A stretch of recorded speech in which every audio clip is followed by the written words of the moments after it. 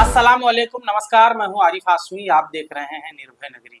दोस्तों, एक शेर है कि हम आह भी भरते हैं तो हो जाते हैं बदनाम, वो कत्ल भी करते हैं तो चर्चा नहीं होता। तो ये शेर बिल्कुल शहर शेख के उस हरा कर देने वाले बयान पर चरितार्थ होता है। जिस तरह से देश के भाजपा के एक बड़े नेता किरीट सोमैया ने इस मामले में मुमरा पुलिस स्टेशन में 2 बार आए। आज वो फिर मुमरा पुलिस स्टेशन में आए थे और वो जो है FIR की बात कर रहे थे, मगर काफी बातचीत हुई सीनियर साहब से। उसके बाद उन्हें जो है ये बताया गया कि शहर शेख ने जो है लिखित माफी नामा जो है पुलिस स्टेशन को सौंप दी है। तो वो माफीनामा पढ़ने के बाद किरीट सोमैया ने ये कहा है कि हमने भी उन्हें माफ किया। तो कहने का मकसद ये है दोस्तों कि मुमरा शहर में इससे पहले भी बहुत बड़े बड़े हादसे हुए हैं, बहुत बड़ी बड़ी बातें हुई है, मगर किरीट सोमैया जैसे लोग यहाँ पर नहीं दिखते। मगर अफसोस इस बात का है कि ये भाजपा के बड़े बड़े नेता अभी कलर ही में उलझे हुए हैं, अभी हरा और काले और पीले और लाल कलर में ही उलझे हुए हैं। तो दोस्तों, जिस तरह से किरीट सोमैया ने आज बयान दिया है मीडिया में, और उसके बाद उनके बयान के बाद जो है मुमरा शहर के दिग्गज नेता सैयद अली अशरफ ने उनके बयान के बाद क्या प्रतिक्रिया दी है, आइए हम अपनी वीडियो के माध्यम से आपको दिखाते हैं।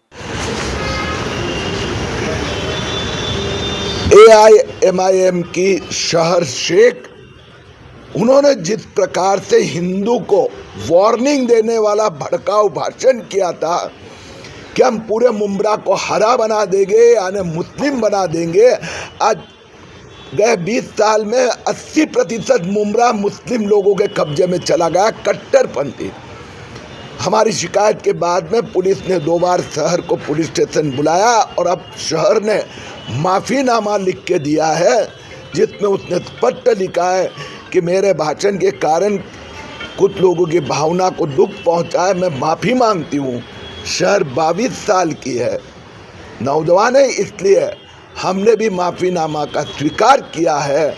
वास्तव में उसके भाषण में कहीं भी हरा झंडा, कोई AIMIM के नेता का ये षड्यंत्र है, प्लान है।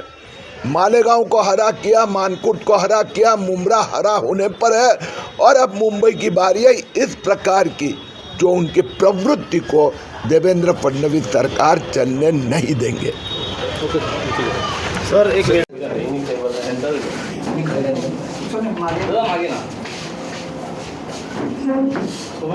पुन्हा एक पत्र दिले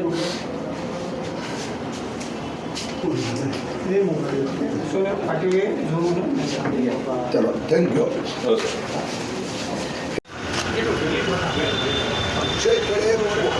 फोटो आता अक्षय नमस्कार हमारा अर्धा क्या बात है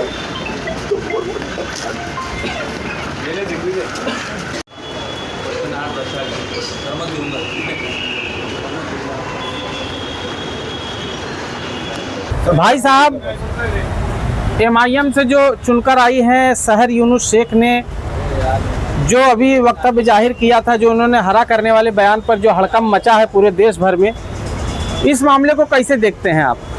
देखिए, ये तो दादागिरी है। अगर उसने कहा कि मेरी पार्टी का झंडा हरा है और मैं चाहती हूँ कि मैं महानगर पालिका पे या मुमरा प्रभाग समिति पे मेरा झंडा फहरे, तो इसमें गलत क्या है? कम्युनिस्ट कहता है हम लाल फैला देंगे, जबकि कम्युनिस्ट विचारधारा पूरे देश में इतनी बड़ी नहीं है ना। यहाँ पे रिलीजियस विचारधारा है, भगवान के मानने वाले लोग हैं और अल्लाह के मानने वाले लोग हैं। तो कम्युनिस्ट बोलता है कि हम दिल्ली के अंदर जो है लाल कर देंगे, तो हर आदमी का, केजरीवाल ने कहा कि हम जो है आपका दिल्ली घेर लेंगे। तो इस तरीके की वक्तव्य वो पॉलिटिकल लोग करते हैं, और वो तो अभी चुन के आई हुई बच्ची है जो हादसा से उभरी है, न जाने कितना उसके ऊपर दबाव था, कैसे कैसे मानसिक संतुलन कितना उसका वो था, फिर भी वो बच्ची ने बहुत बेहतरीन बयान दिया है। लेकिन उसको जो है हमारे जो लोग हैं वो हजम नहीं कर पा रहे हैं, उसकी पॉपुलैरिटी को हजम नहीं कर पा रहे हैं। इसके लिए जो है उसको बदनाम करने को एक ढूंढा गया और ये भेजा हुआ षड्यंत्र है। और किरीट सोमैया में वो कौन गिनता है यार? वो पुलिस स्टेशन में आते हैं, पुलिस वाले डर जाते हैं, बोले देखो हिंदू वाहिनी के लोग आ गए, ये आ गए, विश्व हिंदू परिषद आ गया, बजरंग दल आ गया और अब पुलिस स्टेशन घेर लेंगे, हमको परेशान करेंगे, NC ले लेते हैं।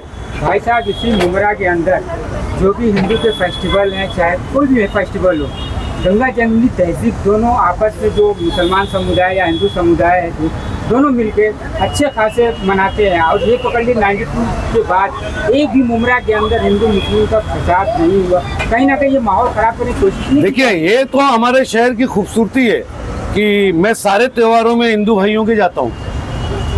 कोई भी त्योहार होता है, चाहे डांडिया का त्योहार हो, चाहे क्या नाम है अपना वो कृष्ण जन्माष्टमी हो, रामनवमी हो, मैं हर जुलूसों में जाता हूँ क्योंकि ये हमारे देश की खूबसूरती है। हमको वो हमारे यहाँ आते हैं, हमको और यहाँ की बात का जवाब तो यहाँ के हमारे हिंदू जो पुराने घराने हैं यहाँ पे, राजन केनी परिवार है, सुभाष भोईर परिवार है, क्या नाम है अपना नाना दादा परिवार है, तमाम भगत परिवार है, भोला पाटिल हैं, आनंद पाटिल लोग हैं।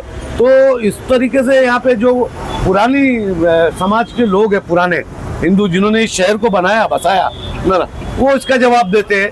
इरिट कुरिट सुमैया का जवाब वही लोग देते हैं, हम लोग तो देते भी नहीं उनका जवाब। नहीं भाई साहब, लोगों ने शहर शेख ने कहीं ना कहीं माफी मांग लिया है। किरीट सुमैया आज फिर पुलिस स्टेशन आए थे, उन्होंने मीडिया को जानकारी दी कि हमने शहर को माफ कर दिया।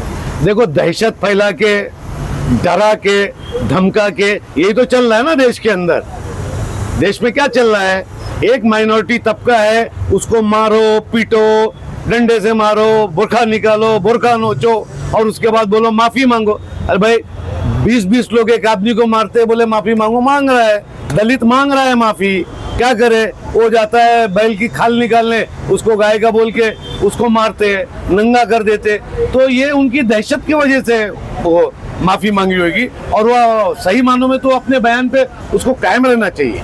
सही है साहब। किरीट सुमैया और निरंजन ढावखरे जब भी मुमरा में आते हैं तो मुमरा में जातिवाद रंग देने के लिए आते हैं और उस पर मामला दर्ज करने नहीं, ऐसा नहीं है। किरीट सुमैया वो नहीं आते यहाँ पे, जो है वो जादव भी आता है, अविनाश जादव भी आता है, उसको आप लोग भूल जाते हो, उसके अलायंस को आप लोग भूल जाते हो।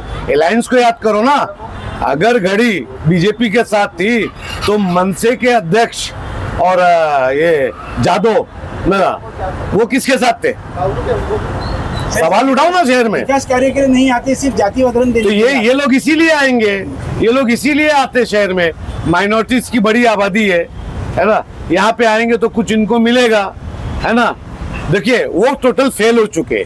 बॉर्डर सिक्योरिटी फोर्स किसकी है, उसके बाद बीएसएफ किसकी है, उसके बाद मिलिट्री आर्मी किसकी है, क्यों नहीं अभी तक सारे बंगला पूरे दुनिया में रंगोइया जो है, रोंगैया मुसलमान ना जिसको बोला जाए, हाँ मुसलमान, वो बोलते हैं कि करोड़ों भारत के अंदर है, उनकी पूरी आबादी 75 लाख है या 90-80 लाख है। वर्ल्ड उसमें अगर देखेंगे आप, जाएंगे गूगल पे तो उसमें बताएगा 90 लाख है। तो करोड़ों यहाँ से कहाँ आ गए ना। बांग्लादेश के लोग कहाँ आ गए। आपकी पुलिस है, आपकी मिलिट्री है, आपकी फोर्स है, आपकी आईबी है। डोभाल साहब इतने बड़े हैं कि वो जाके दूसरे कंट्री में हम हमला कर सकते, अपने देश में ऐसे लोगों को क्यों नहीं निकाल के फेंक देते। ये सिर्फ मुसलमानों को टारगेट करने का काम चल रहा है इस देश में, और यही करके वो एक तबके को खुश करना चाहते। लेकिन हमारा हिंदू भाई, दलित भाई, इस देश का पिछड़ा, इस देश का मजबूर किसान मजदूर ये देख रहा है, और इसके लिए इनकी 300 पार नहीं हो पाती है। कभी नीतीश के टेके पे आते, कभी चंद्रबाबू टेके पे आते, इन्होंने सब कर लिया था ना, फिर भी क्यों नहीं पार हुए। तो ये किरीट सुमैया भेजे जाते हैं, है ना, और उनकी आदत है जब उनको सवाल करते हैं करके भाग जाते। मालेगांव में भागे थे कि नहीं भागे थे, यहाँ पे भागे कि नहीं भागे, क्यों माफी क्यों वापस लिए, लड़ो ना। क्योंकि देश और दुनिया जो आप टोलर, आपके पास जो बीजेपी के टोलर्स है, हैंडलर है, आरएसएस के हैंडलर है, वो कंटिन्यू उसको वो बच्ची को, इतनी बड़ी बच्ची को टारगेट करे। मतलब शर्म आना चाहिए यार। भाई साहब हमारा अपने जज्बात ने अपने झंडे की बात की थी। भाई साहब हमारा देश अभी इतना पीछे क्यों है, अभी कलर में ही उलझा हुआ है। देखिए हमारे देश का झंडा तिरंगा है। आप तिरंगे की अगर अवमानना करते हैं तो संवैधानिक गुनाह है। और हमारे तिरंगे में क्या है, सफेद है, शांति है ना, सैफरन है। हम उस सैफरन को तो कोई नहीं बोलता। ग्रीन है, है ना। तो हमारे देश का तिरंगा झंडा है और तिरंगे झंडे पे बात करो ना। जैसे आप भी सत्ता में रहे हैं, सत्ता में एक विंग है, एक संस्थान है ग्रीन आर्मी, हाँ। हरित सेना बोल के, हाँ। और हर जगह जो है सरकार का स्लोगन में बैनर भी लगते हैं, ग्रीन मुंबई क्लीन मुंबई। हाँ। जब हरे शब्द से इतनी नफरत है तो ये विंग हटा क्यों नहीं देते? ये काट संस्थान डालो ना हटाते सारे क्यों नहीं? सारे पहाड़ का, सारे ये पेड़, ये दरख्त, ये जो जिससे सांस ले रहे हो फुकट की, है ना, हर चीज का पैसा ले रहे हो ना। चीटोस लेने जाते हो 10 रुपए का मिलता है, आइसक्रीम मिल रहा है 15 रुपए का। ये कुदरत ने जो हवा दिया है ना, ये फुकट पी रहे हैं हम, और इसी से जिंदा है। जिस दिन काट दोगे ना, किसी एक रंग की बात मत करो, सब रंग कुदरत का है और सारे रंग में कोई ना कोई खूबसूरती है। वो किसी का भी रंग हो, उसको हिंदू, मुसलमान, सिख, ईसाई, इससे मत बांटो। रंग सबका है ना। कुदरत ने पैदा किया रंग, नहीं तो खत्म कर दो पेड़, उसके बाद देखो कैसे जियोगे। भाई साहब- बाटला लेके चलोगे जो मोदी जी ने बताया था गैस वाला। भाई साहब, इस पूरे मामले में जो है एक बहुत बड़ी साजिश नजर आ रही है। जिस तरह से इस शहर में साजिशों का खेल बहुत टाइम से चल रहा है। कौन कर सकता है ये साजिश? कौन ये कर रहा है? सारी साजिशें मालूम है सबको कौन करता है, किसको फिक्र रहती है मेरा। मुसलमान को जीने मत दो, जियो तो हमारे रहमो करम पे जियो, ये पॉलिसी बनाई गई है इस शहर में। और ये पॉलिसी इस शहर की जनता ने वो जंजीर तोड़ डाला है, बेहतरीन विपक्ष दिया है। सवाल अब होगा। भाई साहब- और किरीट सोमैया आएगा, नारायण राणे आए, वो क्या नीतीश राणे आएगा, और 2-4 जो अभी इनके हार्ड लाइनर है वो आएंगे। सबका माल खत्म हो चुका है, कुछ नहीं। अब तो वो बच्ची को ढूंढ रहे भाई हैं, साहब- इतनी बड़ी बच्ची। अरे आप किरीट सोमैया हो, आप 3 टाइम के इस देश के सांसद, पार्लियामेंट्री हो, और आप ऐसे सवाल पे आए हो। भाई साहब, जब फिर मैया से सवाल किया गया है कि जितने भी जाति धर्म की कोई भी इंसान है, सबका रंग एक ही है, लाल, तो दाएं बाएं करके उन्होंने जवाब नहीं दिया। देखिए, उनका मामला है कि फैलाना। एक मुसलमान बच्ची को कितना बदनाम कर सकते थे वो उन्होंने किया, लेकिन दुनिया देख रही है। एक बात सुन लीजिए, ऐसा नहीं है इनके टारगेट पे थी, लेकिन दुनिया ने ये भी बोला कि उसने गलत क्या बोली। अरे भाई, हर आदमी अपनी पार्टी का झंडा, मेरा नीला झंडा है, मैं नीला झंडा फहराऊंगा ना। आपका शेफरॉन है, बीजेपी बोलती है कि हम शेफरॉन झंडा फहराएंगे, तो उसमें गलत क्या है? वो बिल्कुल कर सकते हैं ना। मैं बोलूंगा कि मेरा जो है लाल और वो ग्रीन और व्हाइट है, राष्ट्रवादी का झंडा, हम राष्ट्रवादी का झंडा फहराएंगे। हम तुतारी को मंत्रालय में ले जाएंगे, हम घड़ी को मंत्रालय, जितनी पार्टियां हैं, आरपीआई है, वो है ना। अरे हरित क्रांति का तो नारे से देश में अन्न आया यार, नहीं तो गेहूं आता था सड़ा अमेरिका से, है ना। लाल बहादुर शास्त्री जी ने एक नारा दिया था, एक वक्त का खाना छोड़ दिया था उन्होंने, और देश के अंदर हरित क्रांति लाए। उसके बाद गेहूं चावल पैदा हुआ इस देश के अंदर, नहीं तो अमेरिका का सड़ा गेहूं बड़े बड़े जहाजों में भेजाता था, उसको भैंस और बकरी, जो वहां की भैंस और बकरी नहीं खाती थी, तो हरित क्रांति थी। खत्म कर दिए होते हरित क्रांति। ये फालतू लोग है, फालतू बातें करते हैं, इनसे कोई डरने और घबराने की जरूरत नहीं। और सुन लो, मैं एकदम साफ बताऊंगा, मुसलमानों के लिए मैं अपील करता हूँ, ये डरना होना बंद करो यार। कोई कुछ नहीं कर सकता है यार, कोई कुछ नहीं कर सकता। ये अपनी राजनीति के लिए हमको 2-4 लोग को मार देते हैं, 2-4 लोगों को पकड़ लेते हैं, 2-4 के घरे में फ्रिज में घुस जाते हैं कि इसमें गाय का गोश्त था। आज तक साबित हो रहा है क्या? नहीं हो रहा है। तो ये करते रहेंगे, इनके करने से आपको घबराने की जरूरत नहीं है। मुल्क संविधान से चलता है और संविधान से चलेगा। ठीक है, थोड़ा जुल्म, अक्सरियत, एक सीधी सी बात है, अक्सरियत और माइनॉरिटीज, कहीं ना कहीं माइनॉरिटी के ऊपर दबाव हर कंट्रीज में रहता है, चाहे जहाँ हो।